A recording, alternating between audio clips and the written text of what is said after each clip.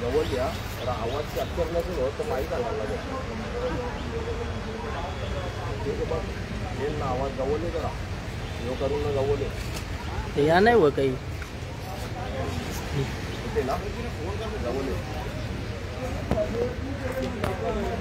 बोला या येते काही का क्लिक कर ना क्लिक करीत नाही नाही आता नाही झाले नाही मग इकडे यावं ना तो हाँ पेस तो ठीक है चल पेस आहे ना ये जवळ इकडे जय जिजाऊ जय शिवराय. आज आपण भिवंडीतल्या भ्रष्टाचार कुंभाच्या इथं आलेलो आहे. हा भ्रष्टाचारचा कुंभ मेला बोलला म्हणजे असा आहे का भिवंडीमध्ये महसूल खात्यामध्ये सर्वात मोठा भ्रष्टाचार होत असतो. कारण इथं सर्वात मोठा भ्रष्टाचार का होतो का ही भिवंडी भ्रष्टाचारांनी भरलेली आहे. इथले अधिकारी आहे की जे येतातच फक्त भ्रष्टाचार करण्यासाठी. आता इथं तुम्हाला एक कालवार गावचा विषय आपल्याकडे मौजे कालवार गाव सर्वे नंबर आहे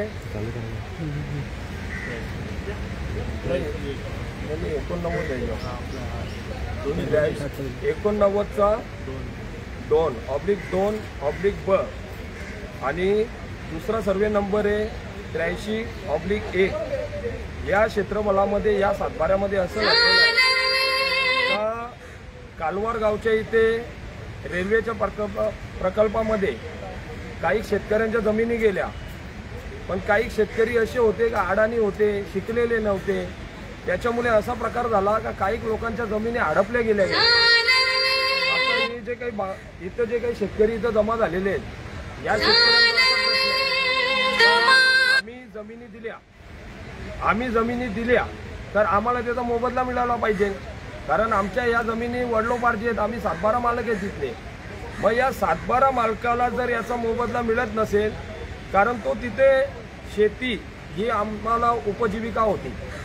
मग आमची उपजीविका बंद झाली आणि रेल्वेचा हा प्रकल्प काही सरकारी नाही आहे. हे सर्व आता टेंडर मध्ये कामं चालतात. तर याच्यामध्ये कालवार गावच्या या ज्या शेतकऱ्यांच्या जमिनी गेल्या तिथं प्रकल्प आता म्हणजे 99% कंप्लीट झालेला आहे त्या गावाच्या तिथं बघायला गेला तर. पण अजूनही शेतकऱ्यांना त्यांच्या जमिनीचा मोबदला मिळालेला नाहीये. मोबदला प्लस असा झालेला आहे का सर्वे झालेला 21/3/2025 रोजी म्हणजे आजच्या दिवसाला 1 महिना झाला. अहवाल सादर करायला प्रांताला ह्या भूमी अभिलेखन खात्याला 1 महिना लागतो. 1 महिना कशासाठी लागतो हेच जर तुम्ही आहे ना हे 1 महिना लागलेला हेच जर इथं आता तुम्ही जर काही चहा पाणी दिला असताना तर 1 मिनिटात झाला असता. पण विषय काय माहिती आहे का भ्रष्टाचाराचा महाकुंभ म्हणजे आमचा भिवंडी शहर. याच्यामध्ये महसूल विभागामध्ये एवढी मोठी चोरी होते का प्रत्येक शेतकरी आता मी आतमध्ये गेलो होतो तिथं बघितला तर किती शेतकरी प्रत्येकाच्या हातामध्ये पिशव्या आहेत 5-50 त्याच्यामध्ये पेजेस आहेत. पण कशासाठी आले असाच काम आहे 1 तासच काम आहे. अरे 1 तास नाही आता आयुष्य संपल तरी इथलं तरी काम संपणार नाही एवढ्या फेऱ्या आपल्या लोकांना होतात. अरे तुम्ही पगार घेता ना आमच्या टॅक्समधून जो तुम्हाला पगार येतो आम्ही टॅक्स भरतो त्याच्यातून तुम्हाला पगार येतात. मग तुम्ही निस्वार्थ तुम्ही इथं कामं केली पाहिजे. तुम्हाला निस्वार्थ कामं करायला गेलेत काय तुमच्या बुडाच्या खालती गाद्या लावलेल्या आहेत सरकारने. पण आमचा शेतकरी जेव्हा येतो ना त्याला ट्रॉफिकमधून यायला लागतं. इथं गेल्या तो जर अंजूर गावाचा आता एक जण इथं आता हायवे दिवेचा एक जण आलेला आहे त्याला त्या ट्रॉफिकचा सहारा करत सर्व इथं त्याचं हे करत तिथून त्याला इथं यायला लागतो. म्हणजे एवढी का मोठी लढाई उभी करून येतो तो व्यक्ती इथं नाही. इथं आल्यानंतर भूमी अभिलेखन खात्यातला अधिकारी ठिकाणावर नाही. त्यांनी टायमिंग दिलेलं आहे 3 ते 4. 3 ते 4च्या याच्यामध्ये जर ती व्यक्ती इथं जर पोचली नाही तर परत त्याची इथं सुनावणी नाही. म्हणजे या शेतकऱ्यांनी जायचं कोणाकडे न्याय मागायला.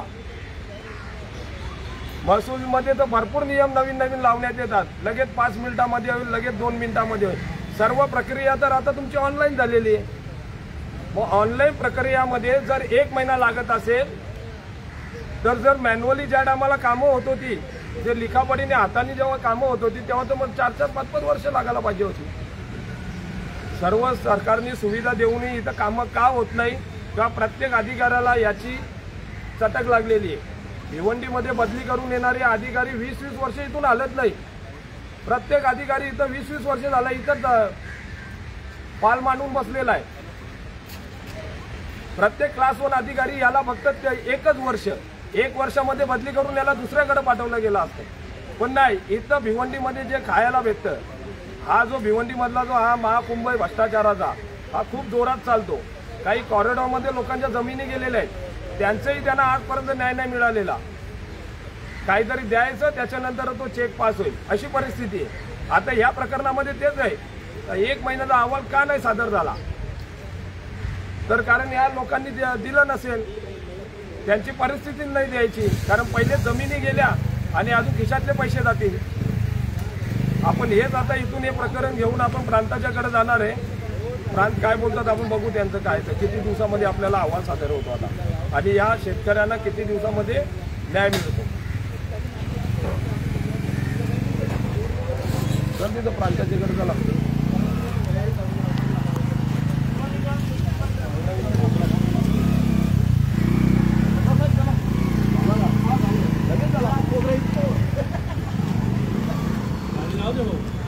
चालत जाऊ तुला हो मग तिथे गाडी झालं. अर्जुन प्रांत काही फोन येतो तर हा तो प्रांताचा त्याचाच आहे.